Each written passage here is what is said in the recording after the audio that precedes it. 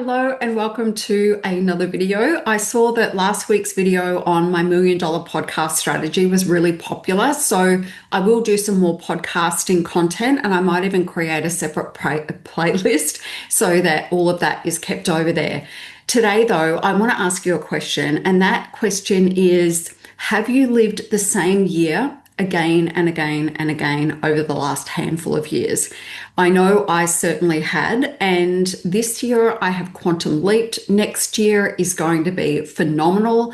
And the reason for that is I had this realization that I'd made progress, but I hadn't really seen a quantum leap in quite a while. And I was always around this time of the year reflecting on, okay, so we've got 2026 coming up. How do we want it to be?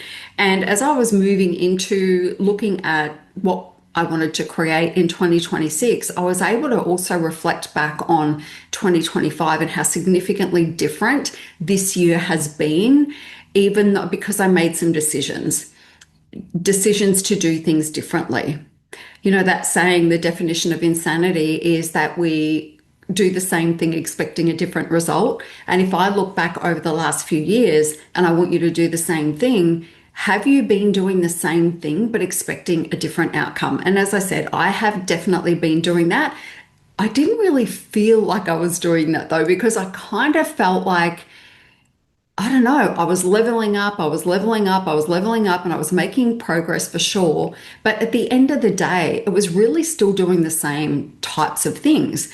And if I look at where I wanted to be at this time of the year, at this time last year, thinking about the year ahead, I could never have predicted where I'm sitting right now as I'm poised to move into 2026. And I'm about to live a year unlike any other. And it's because I made these decisions. So at the start of the year, I had the decision that I'm going to really only focus on my mastermind. I have been running a 12-month mastermind for years and years. It's like, you know what? I'm going to simplify things. I'm going to move straight into that. And that's the only thing I'm going to focus on. And I also, that wasn't the problem, right? The problem was I still intended to market the same way that I had been marketing, even though I didn't love it anymore, even though it wasn't producing the same types of results anymore. And I was smart enough at some point to just say, you know what, let's just focus on podcast growth and let's just forget about any other marketing. Let's market the way you want to market, because what you've been doing doesn't feel great. And let's be honest, it hasn't been working the way that I wanted it to work to begin with. And so I thought, it's time to make some changes. And back then, I had my podcast. Well, I launched it in 2020. It's now December 2025. And I love my podcast. I love recording it every week. It's probably the closest other than this to getting to really understand who I am and the way that I operate. And I know I've said that before, but you know, that is what I love about the podcast and what I'm loving about this now. It's no airs, no graces. It's all long form. I don't have to try and squeeze myself into short form content anymore. I just didn't want to do that. And so that one decision to go all in on the podcast changed everything, because what I found is I found the podcast strategy that did start to grow me. And then the next step was monetization, and that was offered to me. And then, you know, keep fast forwarding, my masterminders were using the podcast growth strategy. Everybody was happy. The numbers were phenomenal. It was having a significant impact on our bottom line. And so for me, it was like, okay, let's build this as a product so that I can give this to other people. It's very challenging to pull together and make it work. And I don't know that most people have the patience to do that, but I've done it. And so for me, it was like, okay, let's develop this as a product, make sure it's very robust, make sure that we test it, all of those things. And that's what I've done. And it led me to hiring a team. So I have a lot of people on my team now, more than I wanted to. At the start of the year, I was adamant, I don't want a team. I don't want a team. I just want to do it on my own. And because I know how to do it on my own, I was very resistant to a team. But that one decision to go all in on my podcast forced me at different times along this journey to look at things and say, are we going all in on the podcast or not? And it was like, yes, that was the commitment that I made. And so I had to keep stepping up. And then as, the next thing revealed itself, it's like, well, this is going all in on it. So we're just going to follow this thing. We're going to follow where it takes us. And honestly, this is not where I thought I would end up at this time of the year, but it's significantly, infinitely better than where I was headed. Not because I didn't love what I was doing or do. It was more that I'd outgrown it. And when this product revealed itself to me, I couldn't be more excited about it because I know there are so many people that are fed up with social media marketing like I was. Anyway, I'm refusing to turn this into another episode about the podcast. So that was one decision that I made. And then it dominoed everything else, right? So that one decision dominoed, let's turn it into a product, let's hire the team, let's do this, let's do that until we're here, right? And the other decision that I made at the start of the year is, not at the start of the year, okay, let me talk about this. So my health and fitness has always been, it's just been part of who I am. It's just the thing that I've done. But in the last few years, with my diagnosis with my CLL and what I didn't realize now is the impact of hormones being all over the place. Even though I'm like 6 years on the other side of menopause, I was struggling to lose and maintain the loss of the same freaking 3 kilos that I've been putting on and off for the last 3 or 4 years. It drives me mad. It's like I've got to work so hard to make it happen. And when I do, if I relax a little bit, away we go. And I just was kind of done with it. It was exhausting me and it was creating noise in the back of my head. Now, that doesn't seem like a lot of weight, right? And it's not even really about the weight, but it's about how I see myself. And it's also like, I know how I look and feel best. And it was just a struggle to achieve something that was really easy for me to achieve. And so I made the decision that I was going to hook up with my old personal trainer. He was amazing. And it would just happen that he did things differently, which forced me to do things differently. So I'd worked with a trainer, I'd worked with him, I was training with him 3 times a week. He did the skin folds, very similar kind of philosophy, but his level of attention to detail and knowledge and care just wasn't there. And so this particular trainer is like, you've been in a deficit and you're really compliant and all these things are happening, but the weight isn't coming off. So what are we going to do? He said, we're going to go get a panel of blood tests done. There's a private company. Get this package so that we test everything and then we'll find out what's going on. And we discovered that my testosterone was low and, there were some things going on with my hormones. And so I was like, okay, so I went and got HRT. And within like a week, I went and did that because I had the information. And then I did some research and I figured it out. And then he introduced me to some different peptides. I'm not going to talk about which one in particular, but it's a GLP. And I've been on it for a week and I'm in a deficit. Normally when I'm in a deficit, I'm really hungry.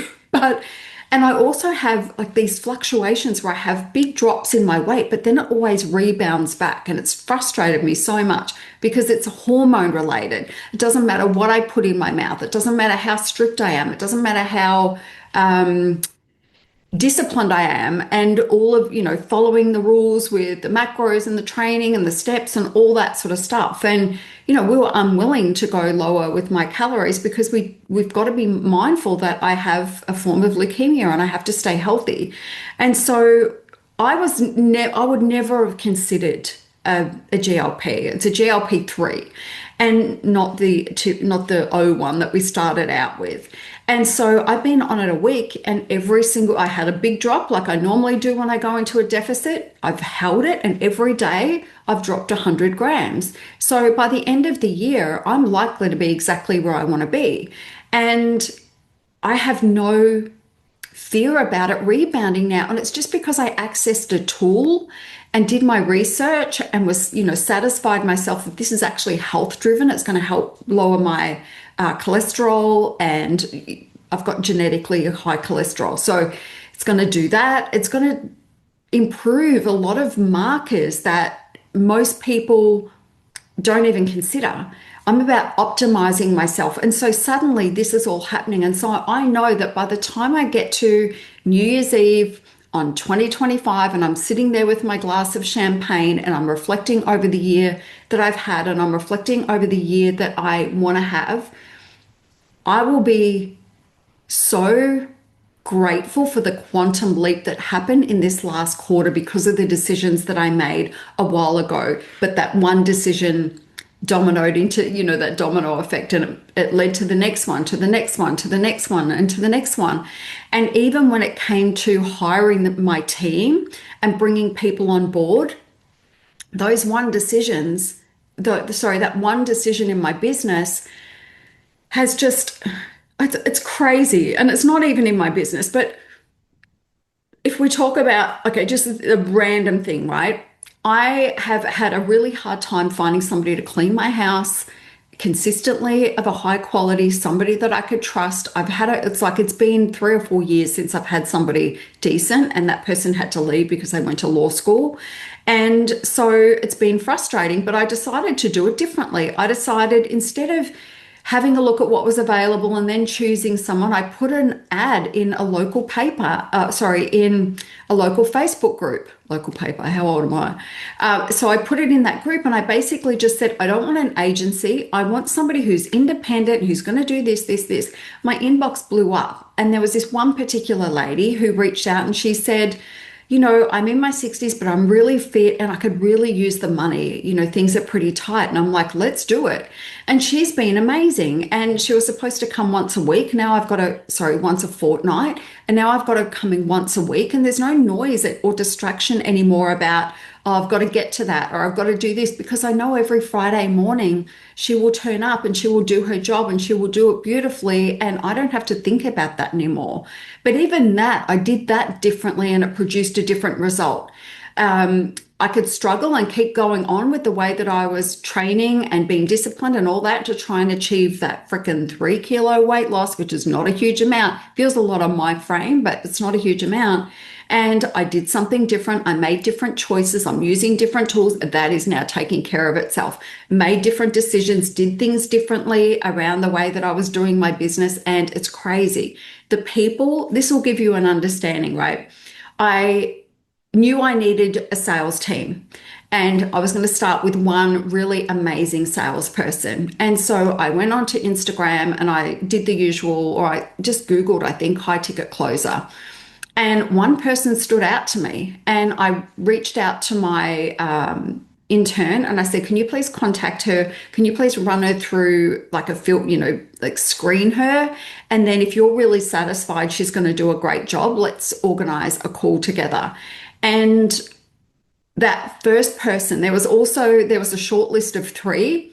And as we got into it, I said, I don't want the others. I want her. I want her. And she was a little, made us jump through a few hoops before she came on board, which is amazing. And she's perfect. First person, the person that I have now doing my ads and doing my like marketing advisory, first person I chose. And she's doing an amazing job. So everything that I've wanted in terms of a team, even for my home, it's been the first person, and they've been perfect. And in the past, it's been having to kiss a lot of toads to find the Prince Charming, right? And I didn't have to do that this time. And that was me being intentional. I'm operating at a completely different level. I feel like a completely different person. And it's because I made some decisions to do things differently at the start of the year. And what do you know? We're sitting at the end of the year and the outcomes that I have produced are so wildly different. So I want to finish up by just asking you that question again. If you go back to the last handful of years, are you still doing the same thing, expecting a different result?